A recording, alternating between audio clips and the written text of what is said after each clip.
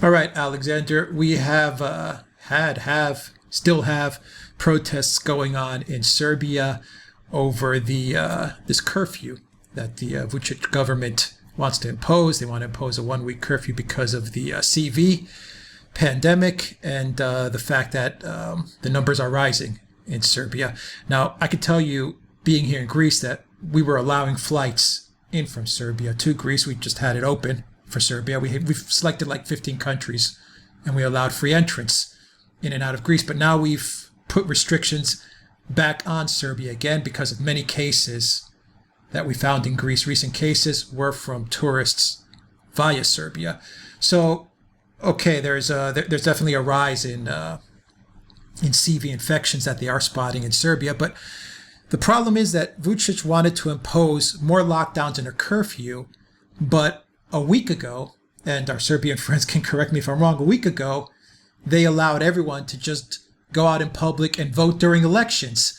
No lockdown, no restrictions, nothing. Now, once again, mixed messages from a Serbian president that I just can't put my finger on the guy, where his allegiance lies. I mean, there's no doubt he's a skilled and cunning politician and a survivor, but it's hard to find out where his allegiance really is. Well, I think it's very simple, actually. His allegiance is with himself. He seems to be a very, very skillful and opportunistic individual. Now, he started off as a nationalist, as a patriotic supporter of Serbia in its various conflicts with the European Union, with NATO, upholding the position of Serbia in those various conflicts over Kosovo.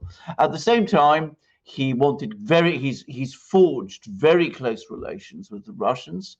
But at the same time, as he does all of that, he also opens the door to NATO, to the European Union. He talks about leading Serbia into the European Union. And of course, on top of this, there is now this very, very sensitive issue, which is that he seems to be edging towards doing a deal with over Kosovo. Now, that seems to involve some kind of land swap, but it means essentially giving up Kosovo, or at least giving up those areas of Kosovo which the Serbian people feel particularly strongly about, because it is such an integral part of their history. So I think a lot of Serb people feel exactly as you say, that this is a president who manages to look in all directions at once. I think the Kosovo issue simply cannot be underestimated. So coming on top of that, these sudden new restrictions, so cynically imposed after elections were held, which, by the way, Vucic won, his party won overwhelmingly, but it all looks so cynical and so manipulated. People are already, I think, so troubled about these events with Kosovo. They're so skeptical about him in general that I don't think it's surprising that we've got these protests. I don't think they will ultimately shake his position, because what he's managed to do is that all the great powers basically support him in some way. But I can very well understand why many people in Serbia are extremely critical of him. And these protests in themselves don't surprise me. How do we reconcile the protests 1 week, but the overwhelming victory the previous week with the government? I mean, such a change in direction so quickly. I think, first of all, there's a lot of people in Serbia who don't like him. I mean, the fact that he wins an overwhelming majority, especially in Belgrade not being fully representative of all of Serbia, but especially in Belgrade, there are people who will oppose Vucic for one of two reasons: either because they are the sort of people who want to see Serbia join the EU and are perfectly happy to give up Kosovo to do it, and want Serbia to be fully signed up to the whole Western agenda. There are people like that in Serbia, especially in Belgrade, and they've tried to involve themselves in these protests. But there are also a lot of other people who, of course, oppose Vucic because of his, as they see it, betrayal of Serbia and betrayal over Kosovo. And again, a lot of those people will be in Belgrade. Now, bear in mind also, like every other country, Serbia's economy has been hit by the pandemic. Lots of young people feeling very under a lot of pressure. It's unsurprising that some of them are coming out and protesting. So in the hinterland, in the country, in Serbia overall, Vucic has support. I suspect passive support more than anything. I suspect people support him more because there isn't any real alternative to him that they can rally round than for any other reason. But he does have support there, and they will grudgingly vote for him. But in Belgrade itself, and to a certain extent elsewhere in Serbia, there are people who are very critical of him. And this was one cynical step too far for some. How much further can Vucic walk this tightrope? It's a very the struggle is EU, West EU, or Russia. How can you walk this? It's a very, very good question. And I don't think indefinitely. I think sooner or later he will be forced to make a choice. But I think, by the way, that it's the momentum of events now in Serbia probably is pushing it more towards Russia. Difficult for me to say with complete certainty, but that's my sense of things. And I think if, as I said, he does some sort of bad deal over Kosovo, that could crystallize things too. But I mean, he's played it with some skill, and he's pretty clever, and he's pretty ruthless. I mean, he's not somebody who's going to go quietly, and he's got an apparatus, if you like, in Serbia which supports him. So I think he'll be there for a while. I agree with you. I don't think it's sustainable in the long term. I come back to my constant refrain about the Balkans. I don't know how soon it's going to be. I'm not predicting it's going to be next year or the year after or this month or next month. But sooner or later, we are heading towards another war in the Balkans.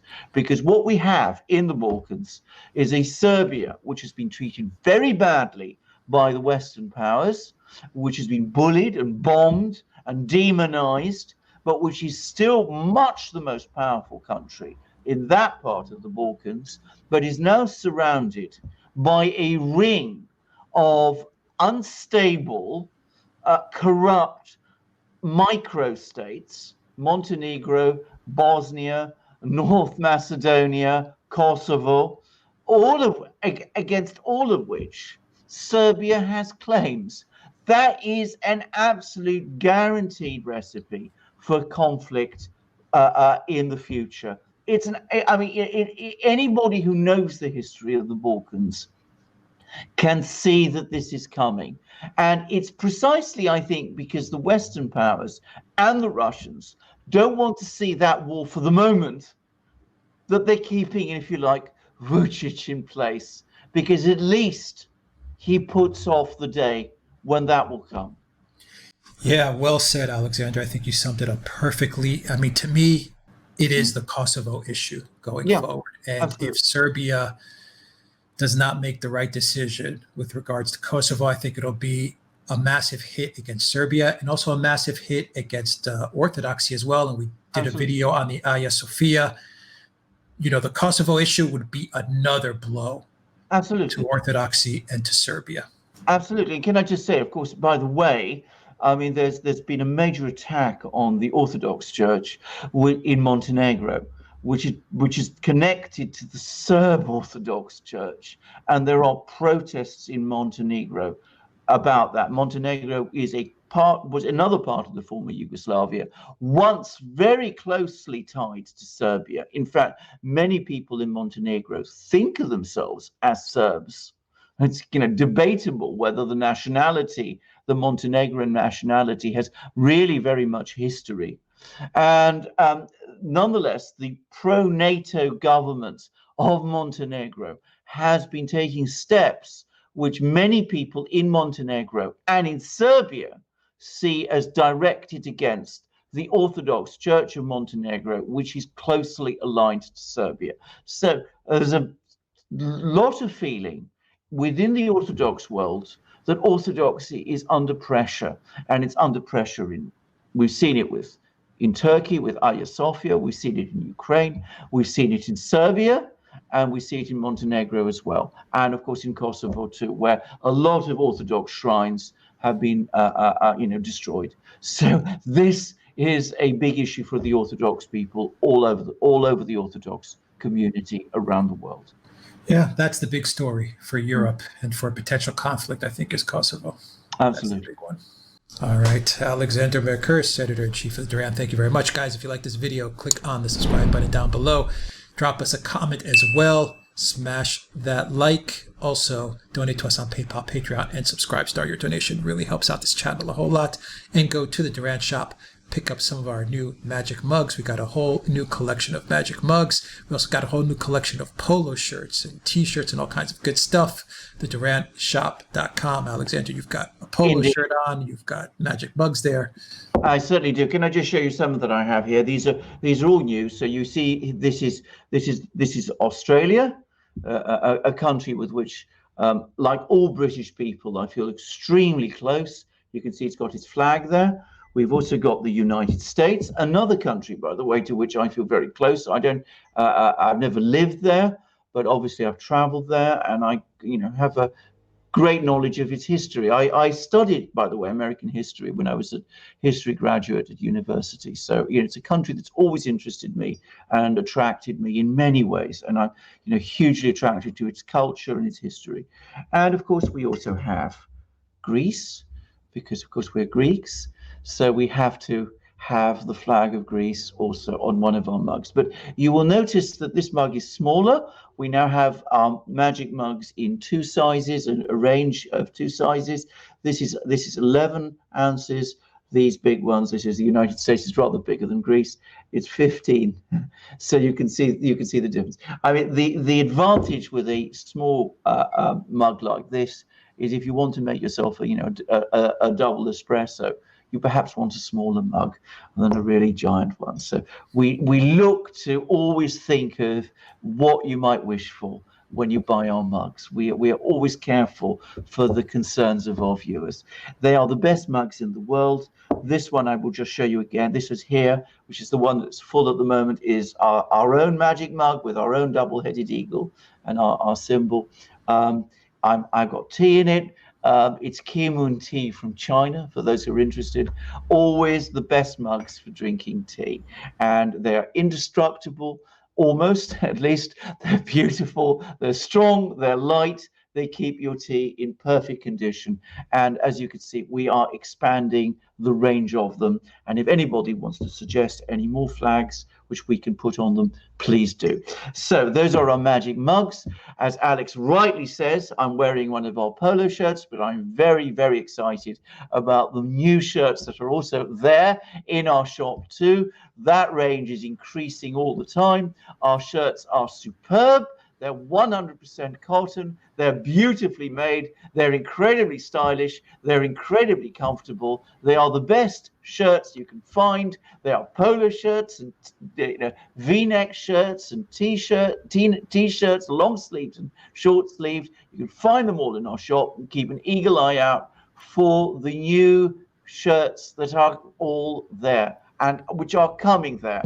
And you will also find other goods, other amazing things. You will find hats, hoodies, and stickers, and a growing library of ebooks, which you can also get. So come to our shop, buy yourself these great things, get yourself one of these amazing shirts. As I said, let me show you one more time. Australia and the United States, two great English-speaking nations, which have much in common, but are also very, very different with very distinct personalities. And you can find them all in our shop, and you can support the Duran by coming to our shop, and Alex will tell you how to do it. Just go to the DurrantShop.com. You'll find a link in the description box down below. And actually, we also have a Serbia mug as well, actually. We do. Put out the other day, and that's a really good-looking mug as well, because Serbia has a really beautiful flag. All right. Yes, very nice flag. Alexander Mercouris, thank you very much. Until next time, everybody, take care.